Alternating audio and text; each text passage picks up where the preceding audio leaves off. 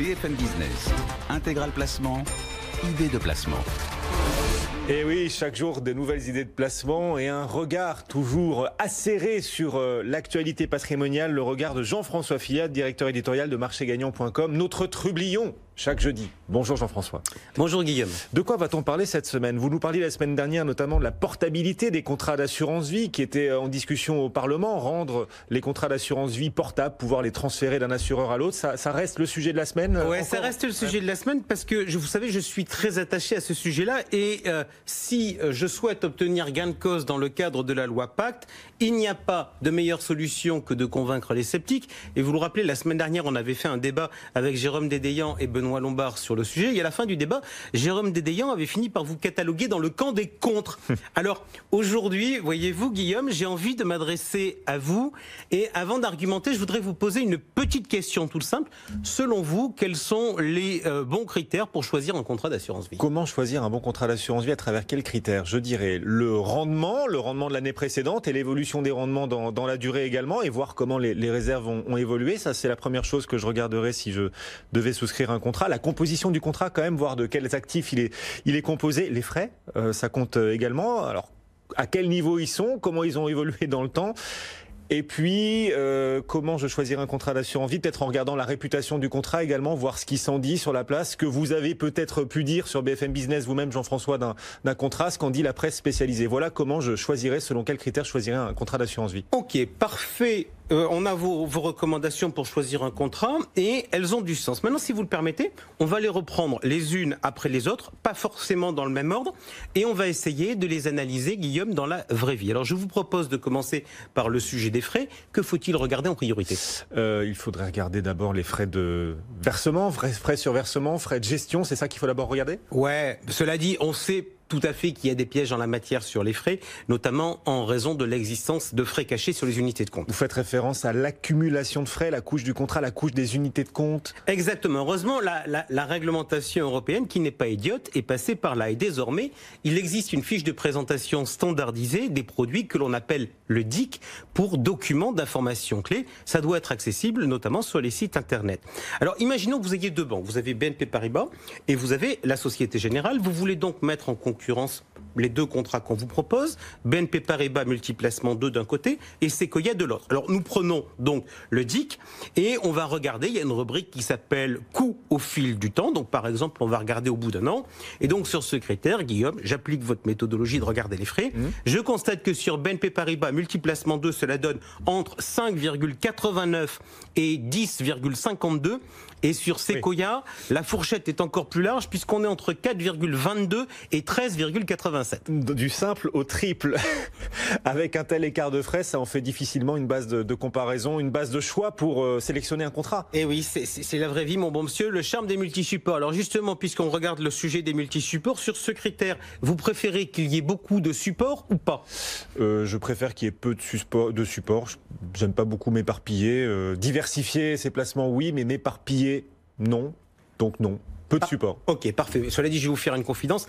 La taille, on s'en moque. Ce qui compte, c'est l'agilité. Mais cela dit, je vais poursuivre sur votre volonté. Vous voulez une gamme restreinte. Se pose quand même, Guillaume, la question de l'évolution de l'offre si jamais les produits ne sont plus adaptés. Pourquoi? Parce qu'en fait, on ne fait pas de l'assurance vie pour 1 an ou pour 2 ans. On fait de l'assurance vie pour le long terme. Il y a un contrat de la place, par exemple, aujourd'hui, qui repose sur deux produits. Il y a un fonds en euros et il y a une unité de compte. Et cette unité de compte, c'est un contrat qui a été créé il y a de cela quelques années. Cette unité de compte, c'est Carmignac Patrimoine. Maintenant que ce fonds est à la ramasse, que fait-on? Si le fonds est à la ramasse, je demande à l'assureur de modifier, de faire évoluer sa gamme de fonds. Voilà, c'est une bonne réponse. Puis voilà, et puis vous allez avoir comme l'assureur, il y a un épargnant qui a fait cette demande à Generali il y a peu et qui a eu quoi comme réponse? Ce contrat étant âgé, toutes les additions de fonds et les développements récents sont concentrés sur les solutions nouvelles. Donc qu'est-ce qu'on vous suggère? On vous suggère de souscrire un nouveau contrat. Et bref, mon ami Guillaume, dans ce cas, vous êtes coincé. Et je me suis piégé tout seul. Si le fonds a une gamme large, le problème ne se pose pas.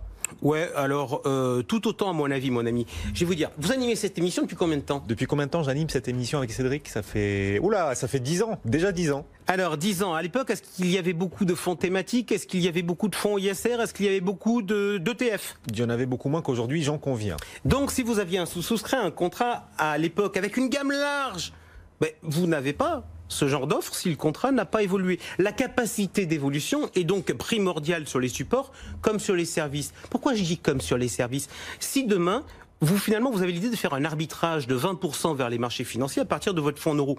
Vu la volatilité des marchés, il vaut bien mieux le faire, non pas en une seule fois, mais en plusieurs fois. Si vous n'avez pas l'option idoine, alors je doute que vous ayez envie de le faire à la main en faisant un arbitrage tous les mois, donc vous ne ferez rien. Bref, voilà donc un deuxième critère de choix que vous m'avez donné qui vole en éclats dans la vraie vie. C'est-à-dire que c'est bien compliqué de trouver les bons critères pour choisir un contrat d'assurance vie. Vous en avez démonté deux critères. Il y a un autre critère, évidemment, c'est le rendement du fonds dans lequel je suis prêt à investir. Regardez le rendement. Éparpillé façon puzzle, comme dirait Bernard Blier dans les Tontons Flingueurs. Non, les taux passés, ils apparaissent nulle part dans la document contractuel. Et d'ailleurs, sur les sites internet, on ne les trouve pas forcément. 2, vous le savez, les taux en assurance vie, ça ne se constate pas, ça se décrète. Quant à votre histoire de réserve que vous m'avez évoquée tout à l'heure, oui. Franchement, j'adore, parce que dans la vraie vie, il n'y a aucun consommateur qui arrive à savoir s'il y a des réserves et combien, et idem pour les plus-values latentes. Bref, vos critères, Guillaume, ils sont bien sympathiques. Malheureusement, dans la vraie vie, ils sont inopérants. Et du coup, comment s'opère ou doit s'opérer le choix des épargnants? Ah non, comment s'opère? Vous avez le choix, je vous donne le choix entre le pifomètre ou pile ou face. D'ailleurs, c'est marrant parce que la réglementation donne un droit à l'erreur aux épargnants. On a un droit à l'erreur si on souscrit un contrat d'assurance vie. Tout à fait, ça s'appelle le droit de renonciation. Vous avez 30 jours à compter de la signature du contrat ou de la remise des documents contractuels pour faire valoir votre droit, ce qui revient en fait à annuler votre contrat et obtenir le remboursement des sommes qui ont été versées. Vous avez dit signature du contrat ou remise des documents contractuels, donc si on ne m'a pas remis toute la paperasse, je peux demander l'annulation des années après. Vous pouviez en fait. Pourquoi? Parce qu'en 2006, les assureurs ont obtenu une modification de la loi avec l'impossibilité de recourir au droit de renonciation après 8 ans. Et maintenant, en plus d'ailleurs, on a à nouveau changé la loi parce qu'il faut montrer que le souscripteur est de bonne foi. Cela dit, Guillaume, sur la base de tout ce qu'on a dit, est-ce que finalement ce droit de renonciation, il vous protège vraiment? Est-ce qu'il me protège vraiment? Non. L'évolution de l'offre, c'est sur plusieurs années. Idem sur la tendance des fonds euros, donc non. En pratique. Donc en pratique, les éléments qui sont mis à disposition des épargnants pour faire leur marché de manière concurrentielle sont insuffisants. Donc en théorie, on ne devrait pas souscrire d'assurance vie. Mais on le fait par effet de mode et par réflexe. Juste petit point, j'entends parler par certains de la volonté de ne pas consolider cette niche fiscale en permettant la portabilité, notamment d'un point de vue successoral. Mais là encore, pardon, regardons la vraie vie. Guillaume, je souscris un contrat d'assurance vie et je désigne comme mon conjoint comme bénéficiaire en prenant la clause standard. Où est l'avantage fiscal ? Dans l'exonération des droits de succession, c'est l'un des avantages de l'assurance vie. Pardon, que dalle. Que dalle. Pourquoi? Parce que le conjoint, il est exonéré de droits de succession grâce à la loi TEPA, même en dehors de l'assurance vie. Je reviens à mon histoire. On souscrit à pile ou face. Est-ce qu'il ne serait pas raisonnable, dans le cadre d'un placement de long terme, de pouvoir changer de contrat pour avoir un contrat plus adapté, plus moderne, ou de pouvoir éventuellement changer d'assureur? Bon, là vous allez finir par me convaincre totalement. Alors on a égrené les différents critères par lesquels on peut essayer de choisir un contrat d'assurance vie et la plupart de ces critères ne tiennent pas. Vous nous le disiez, vous nous l'avez démontré. Il en reste un. Choisir un contrat en fonction de sa réputation, de ce qu'en dit la place, de ce que vous pouvez en dire sur notre antenne, de ce que la presse spécialisée en dit. Vous avez raison. Mais pour conclure, je vais vous raconter ma vie. J'ai débuté ma carrière. Allez-y. J'ai débuté ma carrière au début des années 90 au Revenu Français. Et avec mon camarade Eddy Murano, on avait créé un classement des contrats d'assurance vie, non pas au doigt mouillé, mais à partir d'éléments chiffrés et à partir d'une base de données. Parmi les meilleurs, il y en avait un, son nom c'était Prévie Retraite. Et puis d'autres journaux trouvaient que c'était également un contrat de bonne qualité. Un peu plus tard, quand j'ai gagné un peu plus d'argent, je me suis dit, tiens, je vais pouvoir investir et j'ai donc souscrit ce contrat. Mais ce contrat, il a été bon pendant quelques années. Puis un jour, l'assureur a préféré en privilégier d'autres. Aujourd'hui, je pense que ce contrat, il doit rapporter aux alentours de 1%, quand les meilleurs produits du même assureur rapportent à peu près le double. Vous dites, je pense que ce contrat doit rapporter environ 1%. Je pense que ça veut dire que du coup, ce contrat, vous ne l'avez plus, Jean-François? Moi, je vais vous dire, mon contrat, je l'ai transféré. Et je l'ai transféré. Pourquoi? Parce que je l'avais souscrit dans le cadre du plan d'épargne populaire et que le transfert est autorisé dans le cadre du plan d'épargne populaire.